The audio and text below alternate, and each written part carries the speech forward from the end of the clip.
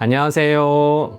에디트위원 김영석 원장입니다. 많은 분들이 우리 눈밑 때문에 고민이 있어 병원을 찾아오지만 사실 모든 분들이 필러를 하는 게 답이 아닙니다. 필러가 필요할 수도 있고 다른 시술이 필요할 수도 있기 때문입니다. 눈밑 필러는 사실 난이도가 가장 높은 필러라고 해도 과언이 아닙니다. 왜냐하면 눈밑은 피부가 아주 얇고 그리고 우리는 끊임없이 눈동자를 움직이고 있기 때문입니다. 그렇기 때문에 피부 정확한 층을 찾아가지고 필러를 아주 정확한 용량을 주입해야지만 올바른 시술이 될 수 있기 때문입니다. 이렇듯 눈밑 필러는 아주 섬세하게 시술되어야 하고 시술 결과 또한 아주 작은 변화에도 많은 인상을 바뀔 수가 있습니다. 자, 이제 본격적으로 전후 사진을 보면서 하나하나 쉽게 설명해 드리도록 하겠습니다. 네, 첫 번째 케이스 사진 한번 보도록 하겠습니다. 이분은 30대 여성분으로 눈밑이 퀭해요.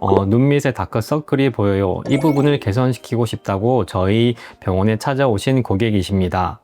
사진을 보면은 전반적으로 다크서클이 많이 심하진 않는데 특히 눈밑 아래쪽, 눈밑 지방은 많이 돌출될 형이 아닙니다. 반대쪽도 마찬가지고 대부분의 비대칭이 좌우가 있지만 이 정도는 무난한 편입니다. 또 꺼진 분 삼각존, 흔히 의학용어로 티어 트러프라고 하는데 그 부분에 필러를 채워주게 되면은 자연스럽게 눈밑 환경이 좋아질 수가 있습니다. 오른쪽 사진을 보시게 되면 다크서클이 많이 개선되어 있고 얼굴도 훨씬 더 밝아지고 있는 게 보이고 있습니다. 이렇듯 이런 분들은 손쉽게 필러만으로도 충분히 다크서클을 개선할 수가 있습니다. 네, 그러면 이 케이스에 대해서 질문 한번 받아보도록 하겠습니다.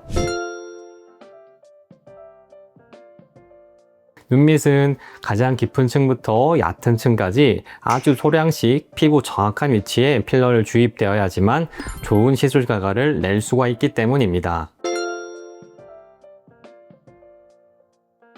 네, 눈밑은 피부가 얇고 예민한 부위이기 때문에 필러를 과하게 넣게 되면은 필러가 비쳐 보일 수가 있습니다. 특히 조명이 밝거나 햇빛이 강한 부위에서는 아주 부르스름하게 보일 수가 있는데 이것들을 전문 용어로 틴달 현상이라고 합니다. 그리고 그 외에도 필러를 많이 넣게 되면은 눈밑이 불룩해져서 웃을 때도 어색하게 보이고 아주 너구리처럼 더 많이 심하게 보일 수도 있기 때문입니다. 그렇기 때문에 필러를 과하게 넣는 것은 지양해야 됩니다. 일단 모든 요소가 다 중요합니다. 굴곡이라는 것은 눈밑 지방이 얼마나 돌출되어 있는가가 관건이고, 그다음 피부 두께라는 것은 눈밑 자체가 피부가 얇지만 그래도 사람들마다 피부 두께는 조금씩 다릅니다. 그렇기 때문에 우리 굴곡이나 피부 두께까지 모든 것을 고려해야지만 좋은 결과를 낼 수가 있습니다. 물론 당연히 아닙니다. 눈밑 환경은 모든 사람이 다르기 때문에 조금씩 차이를 둡니다. 그 차이라는 것은 피부 깊이에 따라서 필러를 얼마나 넣을지 또는 필러를 어떤 종류를 사용할지 달라지게 됩니다. 일단 시술 전에 첫 번째 우리가 시진이라고 합니다. 환자 눈밑 환경을 정확하게 제 눈으로 평가를 합니다. 그리고 눈밑은 지속적으로 움직이는 부위입니다. 그래서 저는 한번 웃어보세요 한 다음에 눈밑이 얼마나 불룩한지 또는 한번 눈을 감아보세요 하고 또 눈을 꽉 감아보세요 합니다. 그리고 두 번째는 제가 촉진이라고 해서 눈밑 환경을 직접 만져봅니다. 피부 깊이는 얼만큼 있는지 또는 필러가 얼마나 들어가야 될지 또는 우리 마지막에는 제가 피부 탄력도가 얼마나 있는지 이렇게 당겨도 봅니다. 이렇게 한 다음에 마지막 시술하기 전에는 주사 마취를 하고 최종적으로 디자인하고 시술에 들어가게 됩니다. 이분 같은 경우에는 필러를 총 2개의 층으로 제가 주입했습니다. 첫 번째 층은 가장 깊은 층이라고 하는 뼈 바로 위쪽이 있습니다. 그 위쪽에다가 가장 단단한 필러를 먼저 넣고 그 다음 지방층이라고 해서 그 위쪽에다가 필러를 조금 부드러운 필러를 넣었습니다. 그러면 자연스럽게 꺼진 부분이 올라와서 이 사진처럼 다크서클이 개선되는 효과를 볼 수가 있습니다. 눈밑 필러 같은 경우에는 많은 양을 많이 집어넣는 것이 절대 안 되고요. 정확한 위치에 섬세하게 주입하는 것이 가장 중요합니다. 네, 다음 케이스 보도록 하겠습니다. 이분은 60대 여성분으로 눈밑 지방이 돌출되어 있고 눈밑 자체에 구조적인 문제가 많다고 찾아오신 분입니다. 이런 분들은 눈밑 수술이 필요하다고 생각하시는 분들이 많은데 실질적으로 눈밑 수술이 아니라 필러만으로도 충분히 좋은 결과를 낼 수가 있습니다. 이분은 전반적으로 눈밑 환경이 꺼진 것은 아니고 보시다시피 이 눈밑 지방이 많이 나오신 분입니다. 그 밑에 보게 되면은 우리 눈물 고랑이로 하는 것도 이렇게 움푹 꺼져 있는데 이것은 사실상 눈물 고랑이 꺼졌다기보다는 눈밑 지방의 돌출이 너무 많기 때문에 이 눈물 고랑이 더 깊게 보이는 케이스입니다. 이런 분들은 사실 눈밑 지방 제재치 수술 자체가 꼭 필요 없다는 것은 아니지만 이렇듯 눈밑 지방이 돌출되어 있고 눈물 고랑이 꺼져 있는 분들은 꼭 눈밑 지방 재배치만이 답이 아니라 눈밑 필러만으로도 더 밝아 보이는 눈밑 환경을 만들고 그런 인상을 가질 수가 있습니다. 자, 그러면 이 사진에 대한 질문을 한번 받아보도록 하겠습니다. 부자연스러울 수도 있습니다. 하지만 눈밑 필러는 섬세하고 정교하게 정확한 우리 피부층에 필러를 주입하게 되면은 그런 걱정은 줄일 수가 있습니다. 걱정 안 하셔도 됩니다. 일단 볼록한 정도가 차이가 있습니다. 눈밑 꺼짐이 많거나 볼록함도 같이 동반된다면은 필러가 많은 양이 주입이 되어야 되고 그만큼 더 전반적으로 볼록해질 수가 있습니다. 이런 분들은 일단 피부 눈밑 탄력을 먼저 잡아줘야 되는데 이럴 때는 우리가 흔히 하는 아이 써마지라고 들어보셨을 겁니다. 탄력을 잡아주고 우리 깊은 층부터 얕은 층까지 필러를 차곡차곡 고르게 넣으면은 불룩하거나 과한 것들을 덜 보이게 시술할 수가 있습니다.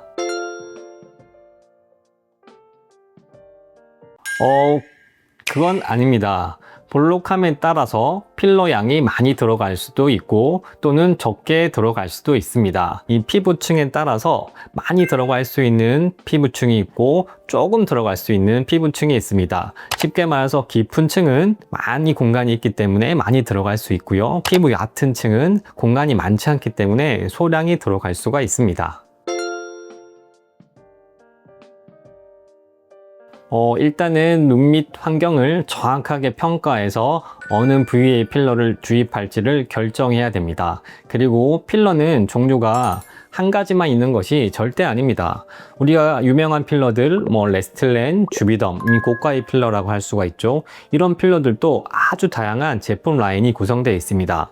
그 중에서 그 고객 한 분 한 분의 피부 타입이나 또는 피부 두께 또는 공간에 따라서 정확한 필러가 선택이 되어야지만 좋은 시술이 될 수가 있습니다. 즉, 한 병원에 가서 필러 종류를 얼만큼 보유하고 있으세요? 라고 질문하게 되면은 그것도 아주 중요한 포인트가 될 수 있습니다. 네, 다음 케이스 보도록 하겠습니다. 이분은 30대 남성분으로서 눈밑 자체가 많이 꺼지거나 다크서클이 심하진 않지만 뭔가 굴곡이 있고 약간 어두워 보이는 인상으로 저에게 찾아온 케이스입니다.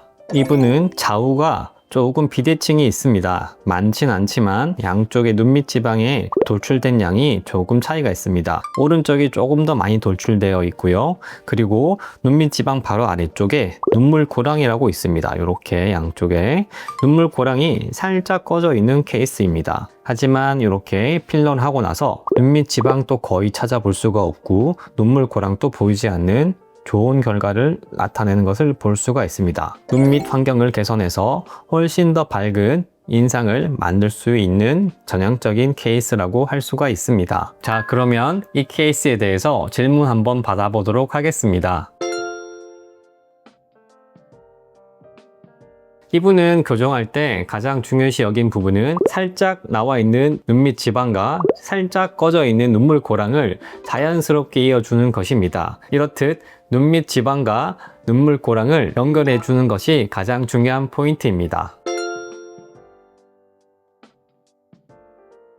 물론이죠. 눈밑 꺼짐에 따라서 필러 넣는 디자인은 많이 달라지게 됩니다. 눈밑 꺼짐이 많다면 필러 용량도 많아져야 되고 피부 깊은 층까지 필러가 주입되어야 합니다. 하지만 이 케이스 같은 경우에는 눈밑 꺼짐이 심하지 않는 경우라서 깊은 층까지는 제가 필러를 주입하진 않았고 피부, 우리 중간층하고 피부 얕은 층 두 층을 이용해서 필러를 주입한 케이스입니다.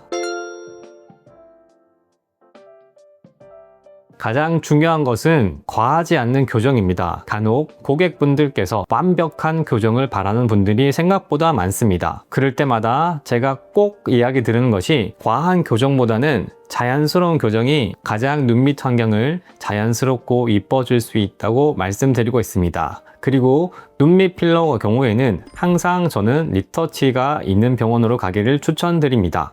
왜냐면은 한 번에 교정하는 것은 과한 용량을 주입해야 되고 그한 것은 눈밑 환경 자체가 많이 불룩해질 수 있고 부자연스럽게 보일 수 있기 때문입니다. 처음에 주입하고 나서 본인 얼굴에 한번 적응하고 두 번째 필요한 용량을 넣는다면은 완벽한 시술이 될 수 있을 것이라고 생각되어집니다.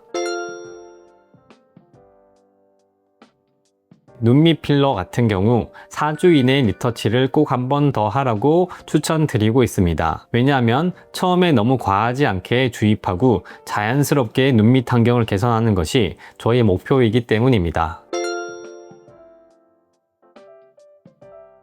사람을 볼 때 우리는 눈을 가장 먼저 보게 됩니다. 그렇기 때문에 눈밑 환경만 개선돼서 눈밑 아래쪽이 밝아진다면 전체적인 얼굴이 밝아지겠죠.